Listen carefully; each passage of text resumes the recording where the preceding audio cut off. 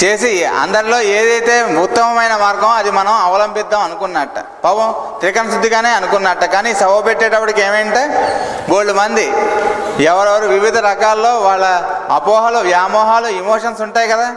మనకు కూడా ఎమోషన్ వచ్చేస్తుంటుంది ఒకసారి, కంపేర్ చేసేస్తుంటాం అందరితోటి. ఇప్పుడు ప్రతి వాళ్ళతోటి మనం కంపేర్ చేయగలం. మనం చేయాల్సిన కర్తవ్యం మీద మనకి ఎప్పుడు మన ఆలోచన, మనం ఆచరించవలసిన దాని మీద మనకు ఉండాలి. కానీ ఇంకోళ్ళకన్నా మనం ఎలా గొప్ప, మన మార్గం ఎలా గొప్ప అనేటువంటిది అది మనం కంపేర్ చేసుకోక్కర్లేదు అని చెప్పారు మాస్టర్ గారు. ఎందుకంటే మాస్టర్ గారు స్వయంగా ఆయనే ఆచరించి చూపించారు. మన డిస్పెన్సరీస్ చాలా సత్యసాయి సేవా సమితిలో ఉన్నాయి, అలానే భరద్వాజ గారి ఆశ్రమంలో ఉన్నాయి, అలాగే పెద్దమూర్తి ఆశ్రమంలో ఉన్నాయి. ఇలా చాలా చోట్ల మిగిలిన వాళ్ళతో కూడా కలిసి మన డిస్పెన్సరీలు నిర్వహింపబడుతున్నాయి. అంతేగాని మనకేదో విడిగా ఉంటుందని కాదు. అయితే మన వాళ్ళు అందులో మనం ఆచరించేటప్పుడు మనకి సంబంధించినటువంటి కొన్ని మనం నిబంధనలు పెట్టుకున్నాం. నిబంధనలు అంటే మనకి అంతా యూనిఫార్మిటీ ఉండాలి, మన మాస్టర్ గారు భాషించాలి మన ద్వారా అనుకుని దానికి కావాల్సినటువంటిదిగా రూపకల్పన చేసినటువంటి కొన్ని నిబంధనలు మనం పెట్టుకోవడం జరిగింది. అవి మాత్రం ఆచరిస్తే చాలు. అయితే ఈ రాజుగారి భక్తి పుట్టేటప్పటికి పెద్ద సభ చేసేటప్పటికి అంతా గందరగోళం అయింట. ఒకలేమో లేదండి, మీరు వినాయకుడిని ఆరాధించకుండా ఇంకెవరినైనా ఆరాధిస్తే ఇంకేం వినాయకుడు పలకడు, కాబట్టి మీరు ఫస్ట్ వినాయకుడితోనే స్టార్ట్ చేయాలి, అప్పుడే మీకు మోక్షం కలుగుతుంది అన్నట్ట. ఇంకోటి అన్నట్ట, లేదు అమ్మవారే వీళ్ళందరికీ బ్యాక్గ్రౌండ్, కాబట్టి అమ్మవారి గురించి స్తోత్రం చేస్తే తప్ప మోక్షం లేదన్నట్ట.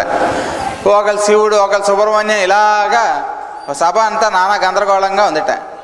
అయితే అప్పుడు విష్ణుచిత్తుల వారిని వెళ్ళమని చెప్పాట స్వామి. విష్ణుచిత్తుల వారు ఏం చేశాట, నేనా సభక, పండితుల సభక అందులో వెళ్ళటమా, నాకేమొచ్చు ప్రభు అన్నట్ట. ఎంత అహంకారం అన్నట్ట స్వామి. ఇదేమిటిది, ఇంత వినయశీలైనటువంటి విష్ణుచిత్తుల వారిని ఎంత అహంకారం ఎందుకన్నాడు అంటే, స్వామి ఆజ్ఞాపించాడు అనుకోండి, నువ్వు వెళ్ళి ఈ పని చెయ్యని, వెళ్ళి ఆ పని చేయడానికి కావాల్సినటువంటి శక్తి ఎవడిస్తాడు?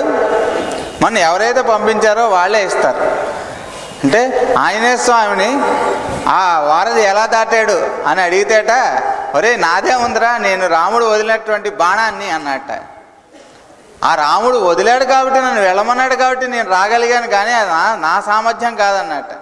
అలాగే ఈ గురు పూజలో మనం ఏదైనా పని చేసుకోగలుగుతాం అంటే మన సామర్థ్యం అనుకోవడం పొరపాటు. మన ఇంట్లో మనం ఇంత పని చేసుకోగలుగుతున్నామా? ఇంత నిద్ర తక్కువ ఎక్కితే మనం తట్టుకోగలుగుతున్నామా? లేదే.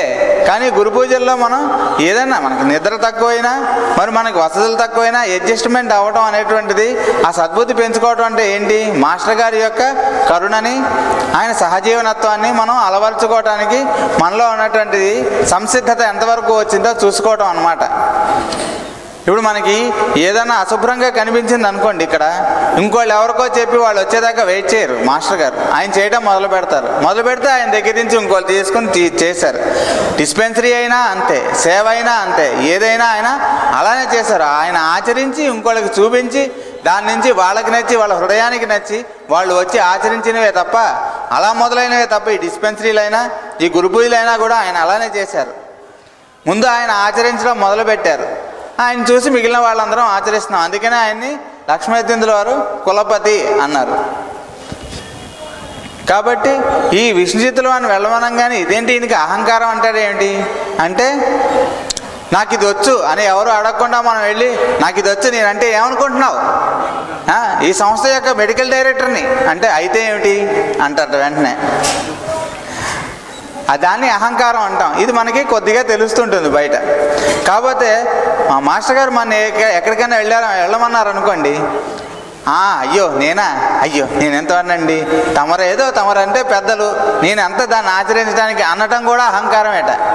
గురువు ఏం చెప్పాడో తూచా తప్పకుండా మనం చేయటం అనేటువంటిది మనం చేసినప్పుడు కరెక్ట్గా ఆయన మనలోంచి పనిచేస్తాడు. ఇది 100% కరెక్ట్. ఇది 100% మనకి వ్యక్తం అవుతూ ఉంటుంది, సత్యంగా భాషిస్తూ ఉంటుంది.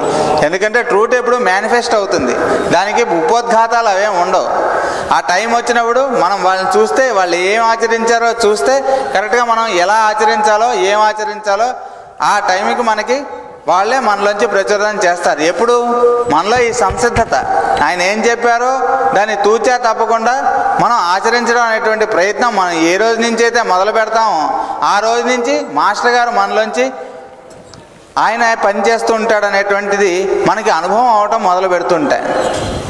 అంటే అనుభవం అవటం మొదలు పెడుతూ మన గుర్తింపులోకి వచ్చింది అనుకోండి, అయితే ఈరోజు నుంచి మాస్టర్ గారు మనలోంచి పనిచేస్తున్నారు కాబట్టి మనం ఏం సంకల్పించినా ఆయన సంకల్పించినట్టే అని మనకు అనిపించింది అనుకోండి, అప్పుడు మళ్ళీ పబ్లిక్ అంటే చాలా సటిల్ అయిన అనమాట. చాలా మనకి దానికి దీనికి కొంచెం తేడా తెలుసుకోవడం ఆచరణలో తెలుస్తుంది తప్ప చూడటంలో మనకి పెద్ద తేడా గమనించలేము అన్నమాట. అంటే మాస్టర్ గారు ఒక్కోసారి కోపపడతారు. ఏంటి, మనం టైం ప్రిస్క్రైబ్ చేసుకున్నాం అనుకోండి, 5 నిమిషాలు తక్కువ 6 గంటలకి గేట్ వేసేయండి అని మనకి గేట్స్ కంట్రోల్ దగ్గర మనం ఇచ్చామనుకోండి, 5 నిమిషాల దగ్గర మనం గేట్ వేసేస్తాం. వేసేసి ఈ లోపల ఎవరో వస్తారు, మనం కాముగా వాళ్ళని పక్కన కూర్చోండి ఇలా ప్రార్థన అయిన తర్వాత పంపిస్తాం అంటే పర్వాలేదు. వాళ్ళతో మనం ఏం చేస్తాం, గేటు మూసేయమన్నారు, ఏమిటి మీకు ఇంతకాలం నుంచి గురు పూజలకు వస్తారు, మీకు ఆ మాత్రం తెలీదా అని అడుగుతాం. అలా అడగక్కర్లేదు, ఒక 5 నిమిషాలు కూర్చోండి అయిపోగానే పంపిస్తాం అని చెప్పవచ్చు. అలానే మనం వచ్చేటువంటి వాళ్ళం ఈ ప్రేయర్కి రావాలనుకుంటే దానికి ముందు మనం ఎన్ని గంటలకు లేస్తే రెడీ అయ్యి ఈ ప్రేయర్ టైంకి మనం ఈ పెండాల దగ్గరికి చేరుకుని కూర్చోగలం. కొంచెం మనం కామన్ సెన్స్తో ఆలోచించి అంత ముందు లేవడం అనేటువంటిది మనం చేసుకుంటే సరిపోతుంది.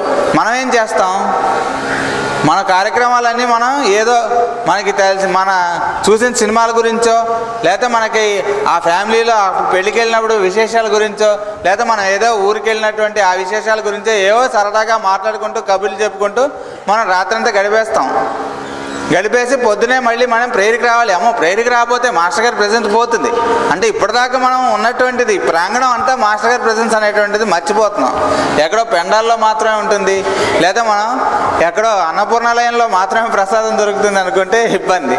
ప్రసాదం అనేటువంటిది ఏ రూపంలో అయినా దొరకచ్చు. పెద్దలు మాట్లాడినప్పుడు వాళ్ళ నోట్లోంచి వచ్చేటువంటిది మనకు ఉపయోగపడేటువంటి జీవితంలో ఉన్నటువంటి ఏదైనా ఒక్క వాక్యం కూడా ప్రసాదమే అవుతుంది. అలానే వాళ్ళు ఏదైనా పని చెప్పాను, నాయన ఆ పుస్తకం ఇటు అంది, లేకపోతే ఈ గ్లాస్ పెట్టు, ఈ మంచినీళ్ళు పెట్టు అని అడిగారు అనుకోండి, వాళ్ళు చెప్పినటువంటి దాన్ని మనం కరెక్ట్గా ఆచరణలో పెట్టగలిగితే దాని యొక్క ప్రసాదం అంటే దాని నుంచి మనకు వచ్చేటువంటి ప్రసాదం ఏమిటన్నమాట, అనుభూతి. మాస్టర్ గారు అంటే ఏంటో అనుభూతం అవుతూ ఉంటుంది. దానికన్నా కూడా మనం ఎవరికన్నా నీట్గా ఉన్నారనుకోండి, గబుకునే ఇప్పుడు ఎవరికన్నా పడిపోయారు, అస్వస్థత ఉంది, వాళ్ళకి మనం ఏం చేయగలం అనేటువంటి దానికి మన సంసిద్ధత చూపించామనుకోండి, అప్పుడు మాస్టర్ గారి యొక్క ప్రెజెన్స్ మనకు అందుతుంది. ఇది అందడం కోసం మనకి గురు పూజలు పెట్టారు. తద్వారా ఏమవుతుంది, మన నిత్య జీవితంలో కూడా మనం దీన్ని ఇంప్లిమెంట్ చేసుకోవడం అనేటువంటి ప్రయత్నం మనం చేయాలి అనేటువంటిది మాస్టర్ గారి సంకల్పం.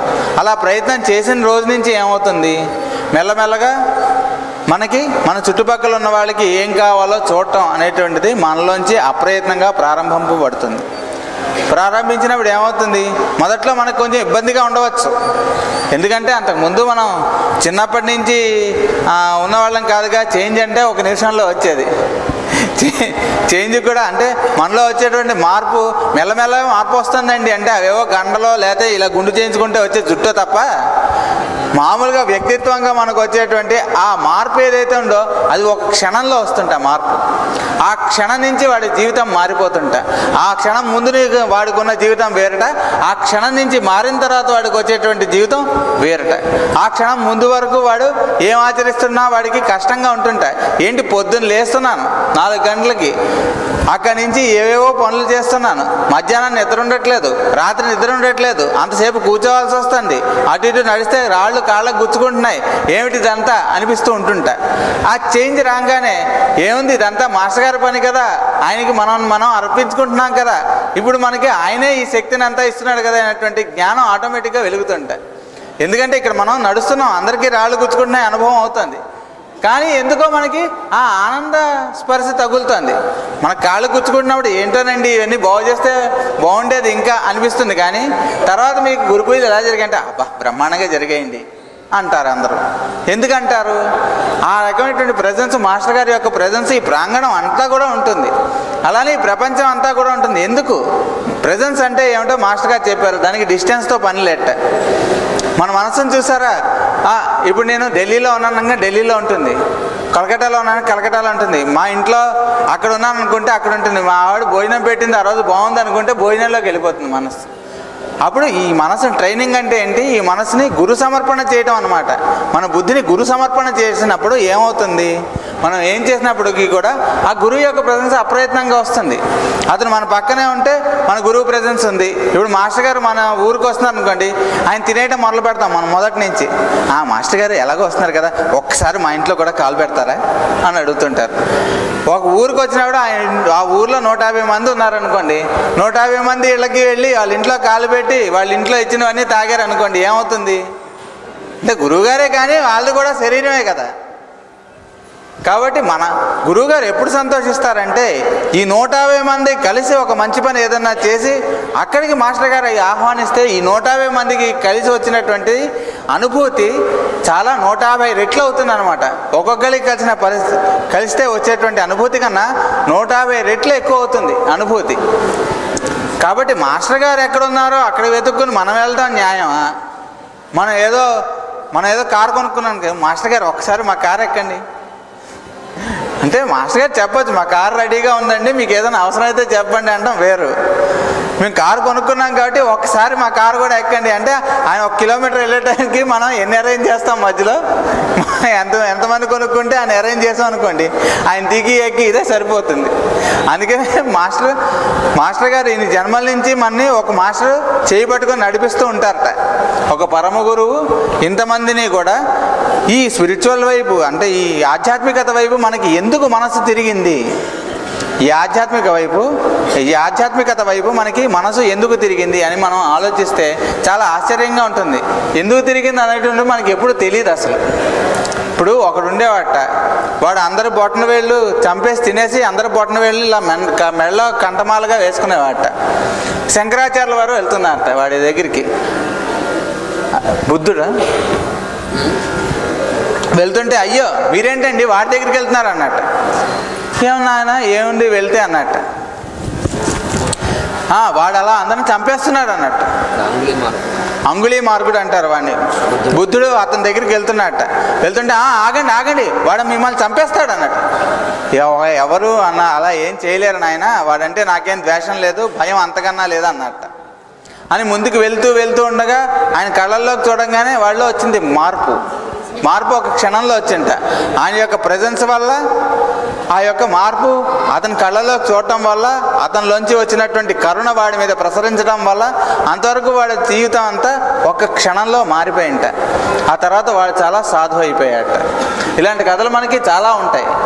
చాలామంది జీవితాల్లో మనం చూస్తూ ఉంటాం. మన జీవితంలోనే మనం చూసుకుంటాం. మనం గురు పూజలకి రావాలనిపించింది అనుకోండి, ఎందుకు అనిపించిందో మనకు తెలీదు, ఎవరో చెప్తూ ఉంటారు. మనం ఈ గురు పూజలు ఇలా జరిగిందండి, బ్రహ్మాండంగా ఉంటాయి గురు పూజలు అంటే. అక్కడ సంబరాలన్నీ చాలా బ్రహ్మాండంగా జరుగుతుంటాయి. పెండాల దగ్గర డయాస్ మీద ప్రోగ్రామ్స్ చాలా బాగా జరుగుతుంటాయి, పెద్దలు ప్రసంగిస్తూ ఉంటారు. అవన్నీ వింటే మనకి జీవితంలో కావాల్సినటువంటి జరుగుతూ ఉంటాయని ఒకరితో ఒకరు మనం చెప్పుకునేటువంటి ఎవరో వింటారు. విని బాబు మేము కూడా రావచ్చా అని అడుగుతారు. తప్పకుండా రావచ్చు. సరే వచ్చి వాళ్ళు చూస్తారట. మొదట గురు పూజలు ఎప్పుడు మాస్టర్ గారు సరదాగా చెప్తుండేవాళ్ళు. గురు పూజలకు వచ్చేవాళ్ళు 2 రకాలట. ఒకటి మగ పెళ్లి వాళ్ళట, ఇంకోటి ఆడపెళ్లి వాళ్ళట. మగ పెళ్లి వాళ్ళు అంటే వచ్చాం గురు పూజలు అంతా బాగానే ఉంది కానీ చూసారా అక్కడి నుంచి చెప్పుల కౌంటర్ పెట్టారు, అక్కడి నుంచి పెండాలకి వెళ్ళాలన్నా లేకపోతే ఈ అన్నపూర్ణాలయానికి వెళ్ళాలన్నా ఈ రాళ్ళన్నీ గుచ్చుకుపోతున్నాయి, మరి గురు పూజలు బ్రహ్మాండంగా జరుగుతున్నాయి అంటున్నారు ఏమిటి అనిపిస్తుంటే. ఎవరో కనిపించగానే మీరు అన్నీ బాగానే చేశారు కానీ ఇది కూడా చేస్తే బాగుండని మనం సజెషన్ ఇస్తూ ఉంటాం, ఎందుకంటే మనం చేయం కాబట్టి. అలానే హాట్ వాటర్ ఈ టైం నుంచి ఈ టైం వరకు ఇస్తామని చెప్తే తర్వాత మనం వెళ్ళి కొంచెం ఇవ్వండి అంటూ ఉంటారు. ఎందుకు మరి ఆ టైం లోపల రావాలి కదా అంటే, ఏదోలేండి మేము లేట్గా లేచాం అని అదేదో సంజాయిషిగా చెప్తూ ఉంటాం. అంటే రూమ్లో పడుకోవడానికి మనం ఎంత దూరం వచ్చింది, మేము అడిగినా కూడా వాడు ఇవ్వట్లేదు అనిపిస్తుంటా మగ పెళ్లి వాళ్ళగా మనకి. కానీ తర్వాత ఆడపెళ్లి వాళ్ళు అయినప్పుడు అంటే సర్వీస్లోకి వచ్చేటప్పుడు ఏం తెలుస్తుంటా, వాళ్ళు కూడా ఈ టైం నుంచి ఈ టైం వరకు చేస్తే అందరికీ సౌకర్యంగా ఉంటుందని ఆ టైం లోపల చేయాలని మనం అనుకున్నాం అనిపిస్తుంటాయి. అలానే మనం ఏ కార్యక్రమం అయినా ఉపనయనం అయినా పెళ్ళైనా మనం 6 గంటలకి ఖచ్చితంగా మొదలు పెడతాం. 6 గంటల లోపల మొదలు పెడతాం. ఎక్కువ ఉంటే కనీసం 6 గంటలకైనా ప్రేయర్తో మనం ప్రారంభించుకుంటాం. ఇదే మన అందరికీ తెలిసినటువంటి విషయమే. అందరం కూడా ఎవరైనా మన దగ్గర ముందు వస్తే మనం వాళ్ళకి ఇన్ఫార్మ్ చేస్తున్నటువంటి విషయమే. అయినప్పటికీ కూడా మనం చాలా సంవత్సరాల నుంచి గురు పూజలకు వస్తున్నప్పుడు కూడా మనకి ఏమనిపిస్తుంటా, పర్వాలేదులే 5 నిమిషాలు లేట్ అయితే ఏమవుతుంది అనిపిస్తుంటా. వీళ్ళు చేదస్తాం కానీ 6 గంటలకు మొదలెట్టకపోతే ఏమవుతుంది అనిపిస్తుంటా. అంటే అది మగపెళ్లి వాళ్ళ లక్షణం అంట. ఆడపెళ్లి వాళ్ళ లక్షణం ఏంట, మనం ఆ సమయానికి వచ్చేటప్పటికి కార్యక్రమం అప్రయత్నంగా జరగటం మొదలు పెడుతుంట. ఆ ప్రయత్నం మనం చేయకపోతే మన ప్రయత్నం వల్ల దానికి కొన్ని ఆటంకాలు అనిపిస్తుంది. మనకు గురు పూజలో ఏం ఆటంకాలు ఉండవు. జరిగే కార్యక్రమం అంతా బ్రహ్మాండంగా జరుగుతుంది, వైభవంగా జరుగుతుంది, మనం చూస్తూనే ఉన్నాం. కానీ మన సమర్పణ బుద్ధి గురించి మనం చూసుకోవాల్సిన విషయం వస్తుంటే అప్పుడు అంటే మనం మగపెళ్లి వాళ్ళం ఆడపెళ్లి వాళ్ళం ఎప్పుడు మనం చూసుకుంటూ ఉండాలట. ఈ రకంగా మనలో ఉన్నటువంటి ఈ పరస్పరత్వాన్ని మనం పెంపొందించుకోవటం కోసం, ఈ సహజీవనం కోసం ఈ ట్రైనింగ్ అనేటువంటిది మనకి ఈ గురు పూజల్లో స్టార్ట్ చేశారు మాస్టర్ గారు. కాబట్టి అప్పుడు మన జీవితాలు ఎలా ఉంటాయి, 10 మంది 100 మంది మన చుట్టూరా చేరి, అంటే మనం ఏదో హెల్ప్ చేస్తామని కాదు, మాస్టర్ గారు మన ద్వారా పని చేయటం మొదలుపెట్టేటటువంటి ఆ సమయానికి ఏమవుతుంది, మొదలుపెట్టేటప్పటికీ ఇంతమందిలో కూడా మనలోంచి మాస్టర్ గారు కనిపించడం మొదలు పెడతారు. ఆయన వల్ల వీళ్ళందరూ బెనిఫిట్ పొందటం, అంటే మన ద్వారా పొందటం. ఒక అతను ఒక పెన్ తోటి మహాకావ్యం రాశాట. పెన్ అనుకుందిట, నేనే మహాకావ్యం రాశాను అనుకుంటా. ఈ లోపల సిరా అయిపోయాడు. పెన్ తీసి అవతల పాడేశాట. ఇంకో పెన్ తీసుకొని రాస్తున్నట్టు. అంటే ఈ పెన్ రాసిందా మహాకావ్యం, ఎవరు రాస్తున్నారో వాళ్ళకి సంబంధించింది. ఇవన్నీ మనం నిర్వహిస్తాం. అంటే నేను ఉన్నాను కాబట్టి నిర్వహించడం అనేటువంటిది ఏమీ ఉండదు. మనం ఎవరో ఏమీ చేయకపోయినా ఆ నిర్వహణ వచ్చేటువంటి ఆ సమయానికి ఎవరో ఒకరి రూపంలో మాస్టర్ గారు వచ్చి అది ఆచరించేస్తూ ఉంటారు. అది కూడా మనం గమనించవచ్చు. ఈ గురు పూజా మహోత్సవాలు మనం చాలా సెంటర్స్లో చేసుకుంటుంటే దాని నిర్వహణకు కావాల్సినటువంటి ఎలా సమకూరుతున్నాయో మనం అందరం కూడా చూసుకుంటున్నాం. చాలా ఆశ్చర్యపోతూనే ఉన్నాం ఇన్ని సంవత్సరాల నుంచి కూడా. దానికి అప్పటికప్పుడు ఎలా అరేంజ్ అవుతుంది, అప్పటికప్పుడు ఎలా బ్రహ్మాండంగా నిర్వహింపబడుతుంది. స్టేజ్ దగ్గర నుంచి, డయాస్ దగ్గర నుంచి, అందరికి కల్పించే వసతుల దగ్గర నుంచి, భోజనాల దగ్గర నుంచి, టిఫిన్ల దగ్గర నుంచి, టీలు కాఫీల దగ్గర నుంచి అన్నీ కూడా గమ్మత్తుగా అలా అయిపోతూ ఉంటాయి. అయితే లోటుపాట్లు ఎవరికి కనిపిస్తాయి, మగపెళ్లి వాళ్ళకి కనిపిస్తాయి. చేయాల్సిన కర్తవ్యాలు ఎవరికి కనిపిస్తాయి, ఆడపెళ్లి వాళ్ళకి కనిపిస్తుంటాయి. కాబట్టి మన ఎప్పుడు ఆడపెళ్లి వాళ్ళగా ఉంచితే మంచిది బాబు గారు అంటూ ఉండేవాళ్ళు కొత్త రామకోట తాతగారు. మనం ఎప్పుడు ఆడపెళ్లి వాళ్ళ పార్టీయే మనం అనేవాళ్ళట ఆయన.